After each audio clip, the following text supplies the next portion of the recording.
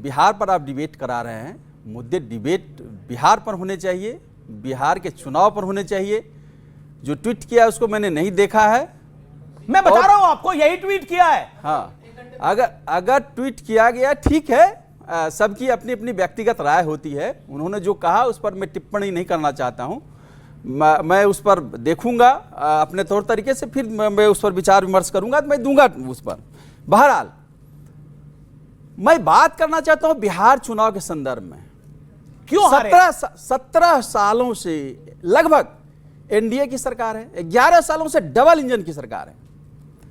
जिन मुद्दों पर बिहार सबसे पिछड़ा है, गरीब राज है, प्रति व्यक्ति आय सबसे कम है, नए उद्योग नहीं लगे, जो उद्योग बंद पड़े थे उसको खोल नहीं पाए, शिक्षण संस्थान नहीं है बिहार में, ये तमाम मुद्दे जो छूटे हुए थे। ठीक है, क्या है देखिए, उन मुद्दों से जीत भी सिखाती है, हार भी सिखाती है, सबक देती है। अभी जी मेरी पूरी बात सुन लीजिए। बिल्कुल बिल्कुल। उन मुद्दों के साथ हम बिहार के चुनाव में गए, लेकिन जनता के सामने उन मुद्दों को रखा, लेकिन वह मुद्दा भारी पड़ा रेवड़ी जिस तरह से चुनाव के बीच में आचार संहिता का उल्लंघन करके चुनाव के बीच में 10-10 हजार रुपया महिला सशक्तिकरण के नाम पर दिया गया। पहले से कोई पूर्व योजना नहीं थी, वो चुनाव के बीच में दिया गया। यह एक तरह का रेवड़ी था।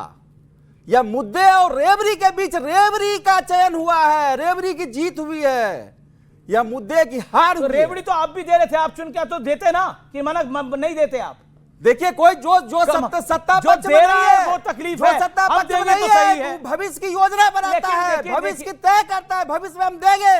लेकिन ये तो सत्ता पक्ष में थे, चुनाव के बीच में इन्होंने दिया, आचार संहिता को उल्लंघन किया। बनाया सन ऑफ मल्ला को, उसकी एको सीट नहीं आई, ओवैसी की तो 5 सीट आ गई यहां पर। ओके, मैं जेडीयू का रुख करता हूं।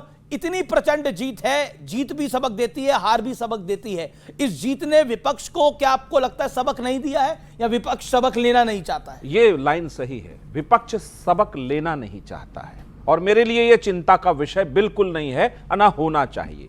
क्योंकि नीतीश कुमार जी के एक बहुत फेमस लाइन है, हम काम करते रहते, कौन क्या बोलता है उस पर ध्यान नहीं देते हैं।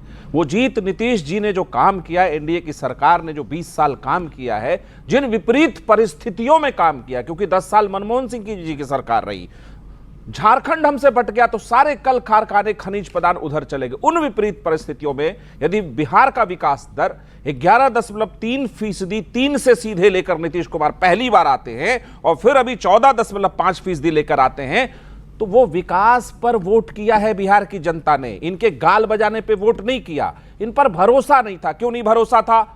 इनका पूरा का पूरा राजनीतिक परिवार, लालू परिवार का, चारा घोटाले में सजा याफ्ता लालू प्रसाद यादव जी, नौकरी के बदले जमीन अपनी ही जाति के गरीबों से लूट लिए। वो चाहते कि उनको वोट करे जनता बिहार का, यह संभव नहीं है। उनको नकार दिया है बहुत पहले। 2010 में 27 सीट पे थी आरजेडी, 2010 में 3 सीट पे थी कांग्रेस, वही हालत अभी हुआ। राजकुमार भाटी, ये जो जीत हुई है, ये विपक्ष के लिए कितना बड़ा सबक है? नहीं, बहुत बड़ा सबक है। और पहले आपने सवाल पूछा कि विपक्ष जनादेश स्वीकार करेगा या चुनाव आयोग पे हमले तेज करेगा। तो सबसे पहला तो लोकतंत्र का तकाजा ये है कि हमें जनादेश को सिर झुका के स्वीकार करना चाहिए। भाई शहजाद पूनावाला और सत्यप्रकाश मिश्रा जी को बहुत बहुत बधाई, उनकी पार्टी जीती है। और फिर हमें इसकी समीक्षा करनी चाहिए कि हार हमारी किन कारणों से हुई, हमसे कहाँ कहाँ कमियाँ हुई। एक बेटी ने पीछे से कहा कि इन्होंने सीट शेयरिंग में बहुत समय लगा दिया। बिल्कुल ये गलती थी। ऐसी गलतियों को समझना चाहिए और सीखना चाहिए। लेकिन जहाँ तक चुनाव आयोग पे हमले की बात है, चुनाव आयोग पे जो प्रश्न चिन्ह है वो अपनी जगह खड़े हैं। जब चुनाव लगभग सिर पे हो, तब 10-10 हज़ार रुपये नगद 1 करोड़ महिलाओं के खाते में डालना, ये चुनाव आचार संहिता का सरासर उल्लंघन था। और चिंता की बात यह है कि चुनाव आयोग इस पर आंखें मूंदे रहा। देखिए, लोकतंत्र की पहली शर्त होते हैं फ्री एंड फेयर इलेक्शन, स्वतंत्र और निष्पक्ष चुनाव, और उसकी जिम्मेदारी होती है चुनाव आयोग की। जब चुनाव आयोग पार्टी की तरह खेलने लगे तो एक पार्टी को क्यों लग रहा है आपको चुनाव आयोग पार्टी की तरह खेल रहा है? नहीं, चुनाव आयोग सरेआम पार्टी की तरह खेल रहा है।